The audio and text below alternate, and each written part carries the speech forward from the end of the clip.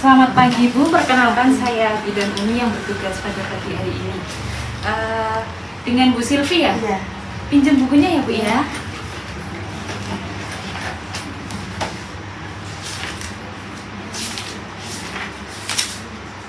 Bu Silvi, ini mau kontrol nifas ya Bu? Iya. Kontrol nifas. Sekarang sudah hari ke-30 ya Bu ya? Oke.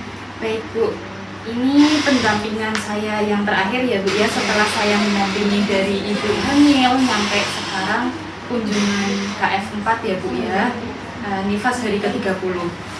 Gimana Bu, hari ini ada keluhan nggak? Tidak ada. Tidak ada ya. Oke. Sebelumnya saya tanya-tanya lagi ya Bu ya, saya pastikan lagi. Ini ibu atau keluarga punya riwayat penyakit seperti hipertensi, diabetes, jantung, asma, atau penyakit menular? Tidak ada. Tidak ada ya Bu ya? Ini anak yang pertama ya Bu? Anak pertama, kehamilan yang pertama. Kemarin persalinannya normal ya Bu ya? Iya. Melahirkannya di puskesmas. Oke, kemarin tidak ada masalah atau penyulit saat persalinan. Bayinya perempuan ya Bu ya? Oke, selama masa nifas ini ada keluhan nggak Bu? Tidak. Tidak ada ya? Sekarang masih keluar darah atau flek dari jalan lahir? Masih ya? Sedikit apa masih sedikit ya? Ada bau tidak sedap nggak Bu? Tidak. Nggak ada. Ada demam, nyeri perut atau perdarahan banyak? Terus ini untuk makan sehari berapa kali Bu? Tidak. 3 kali ya? Minumnya sehari berapa gelas Bu? Satu. Satu Gelas. 1 liter. 1 liter? Iya. Banyak ya Bu ya? Oke. Buang air besar, buang air kecilnya lancar nggak? Lancar ya. Sehari mandi berapa kali Bu? Mandi 2, 3. 2 sampai 3 ya Bu ya? Panas ya Bu ya? Terus ini gosok giginya berapa kali sehari Bu? Sehari 3. 3 kali ya? Ganti pembalut atau celana dalamnya rutin ya Bu ya? Berapa kali Bu sehari? 3 kali. 3 kali. Tidurnya gimana Bu? Ya, bedan. Begadang ya? Terus ini selain jenengan yang merawat bayinya dibantu siapa Bu? Ibu. Aktivitas di rumah sudah seperti biasa? Sudah. Tapi yang ringan-ringan ya Bu ya? Oke, ASI-nya lancar Bu? Lancar. Lancar ya. Terus ini bayi menyusunya berapa kali Bu? Sering. Sering ya? 2 jam sekali Iya. kadang menyusu ya? Ada nyeri atau bengkak pada payudaranya? Tidak. Tidak ada. Selain ASI dikasih susu formula atau yang lain? Enggak ya Bu ya? Jangan ya Bu. Oke, berarti ini kan ke anak pertama ya? Berarti sebelumnya belum pernah pakai KB? Belum. Udah ada rencana belum Bu menggunakan KB apa setelah nifas ini? Belum ya. Belum. Masih bingung? Iya. Enggak apa-apa. Oke, setelah ini saya periksa dulu ya Bu ya.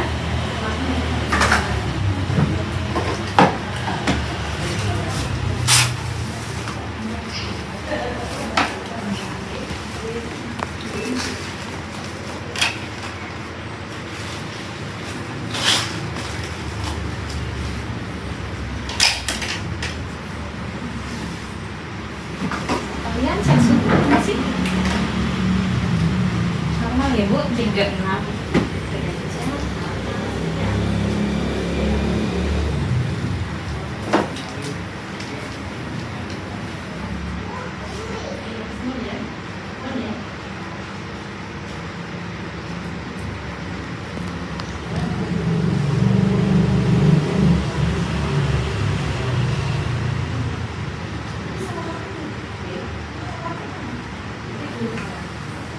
Normal Bu, 108/79.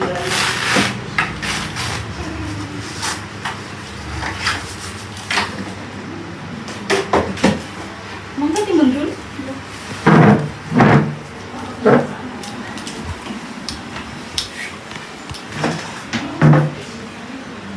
Tujuh tiga ya Bu ya.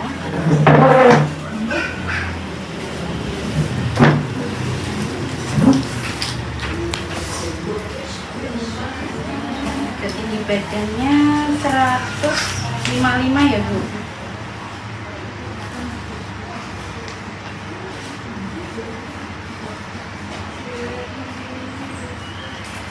Diukur lingkar perutnya ya Bu, berdiri sebentar. Di sini.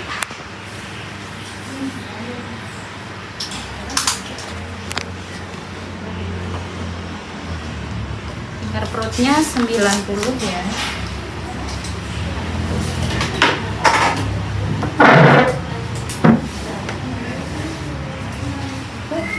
Silakan tiduran di bed dulu ya Bu ya, saya tak cuci tangan dulu.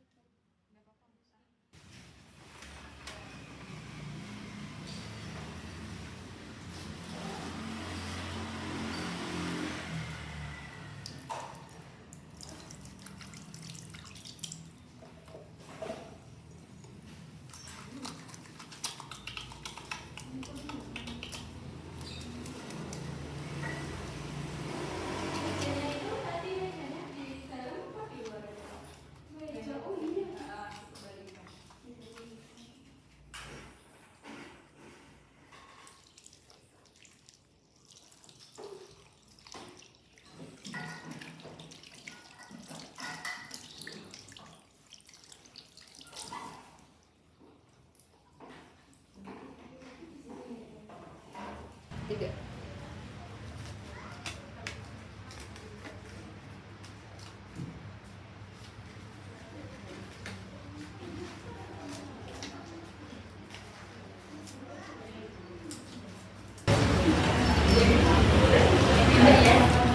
Bu, saya izin melakukan pemeriksaan fisik dari kepala sampai kaki ya Bu ya. Ini kepalanya tidak ada pembentukan ya Bu. Rambutnya hitam. Ini telinganya simetris, tidak ada sekret berlebih. Matanya dibuka permisi Bu. Rambut depannya merah muda, seleranya putih. Hidungnya tidak ada polip, tidak ada serangan berlebih. Mulutnya dibuka Bu. Nggak ada gigi berlubang ya Bu ya. Ini lehernya tidak ada pembengkakan lain. Bisa ditelan Bu. Ada sakit nggak Bu? Tidak ada nyeri sakit. Ini bajunya dibuka dulu ya Bu ya. Saya periksa payudaranya.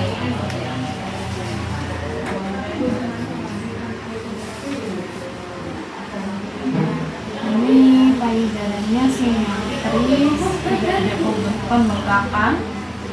Hasilnya keluar banyak ya Bu. Ya, periksa perutnya ya Bu ya.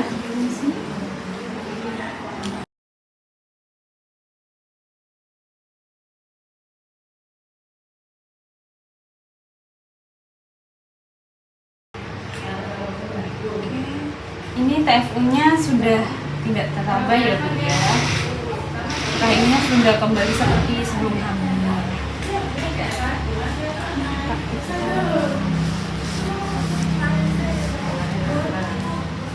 Ini tidak ada pembengkakan, kukunya bersih, satunya sama ya.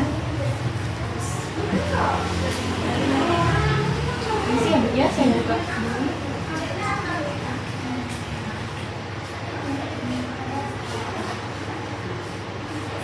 Tidak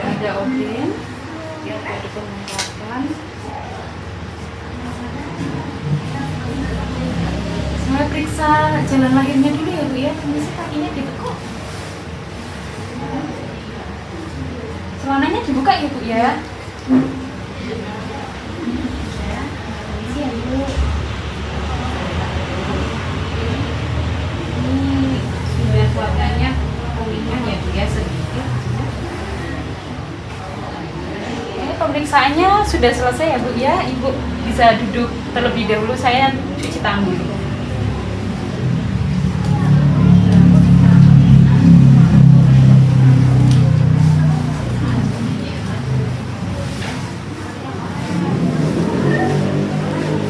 Bisa.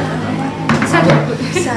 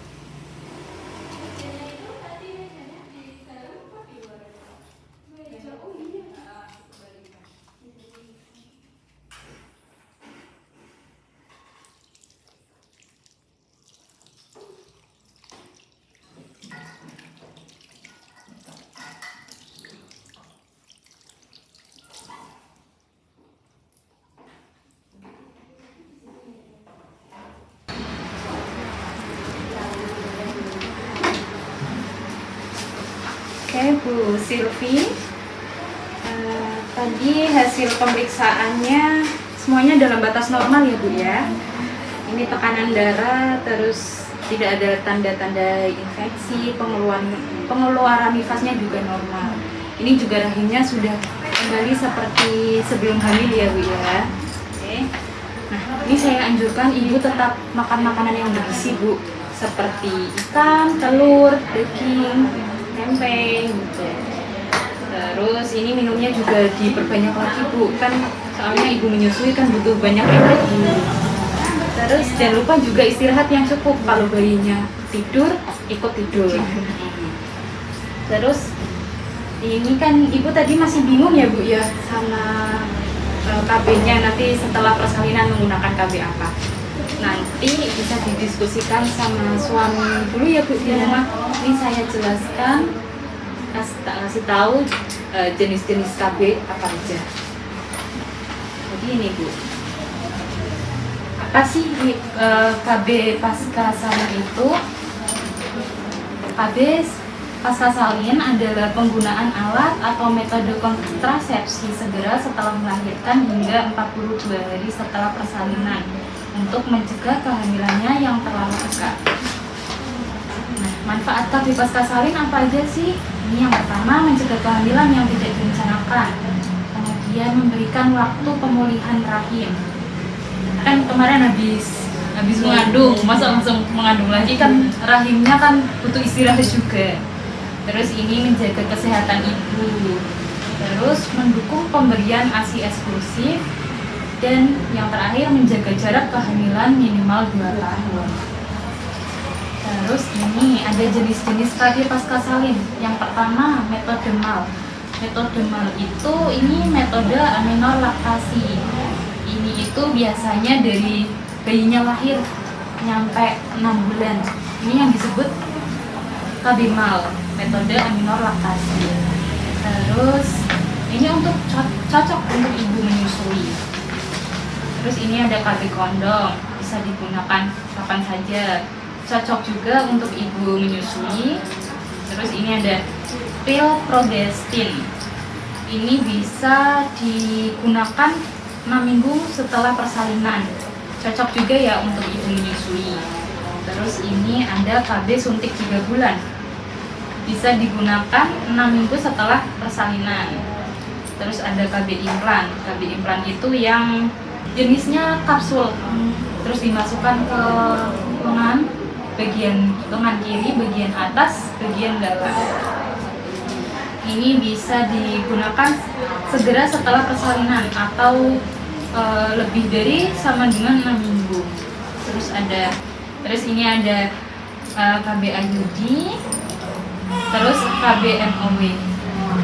Terus ini efek samping, kelebihannya. Yang pertama KB MAL, kelebihannya tanpa biaya alami mendukung ASI eksklusif. Kekurangannya hanya efektif sampai bayi usia 6 bulan. Nah, efek sampingnya ini tidak ada efek samping. Terus kondom, kelebihannya mudah didapat, melindungi dari infeksi menular seksual. Kemudian kekurangannya dipakai setiap berhubungan, bisa robek atau bisa salah penggunaan. Efek sampingnya ini alergi. Terus Filprogestin, kelebihannya aman untuk busui, kesuburannya cepat kembali. Kekurangannya harus diminum setiap hari pada jam yang sama. Terus efek sampingnya bisa bercak perdarahan, sakit kepala ringan, head tidak teratur, mual ringan. Terus ini suntik 3 bulan, kelebihannya sangat efektif, 99% aman untuk menyusui. Kekurangannya di sini harus suntik setiap 3 bulan. Efek sampingnya headnya tidak teratur. Terus ini implan, kelebihannya efektif hingga 3 tahun. Jadi ini metode KB jangka panjang ya Bu. Terus ini kekurangannya harus dipasang oleh tenaga yang lebih profesional. Terus ini efek sampingnya juga pada menstruasi, kadang ada yang siklusnya nggak teratur, ada yang bercak gitu. Terus ini IUD. IUD itu kontrasepsi yang dimasukkan ke dalam rahim.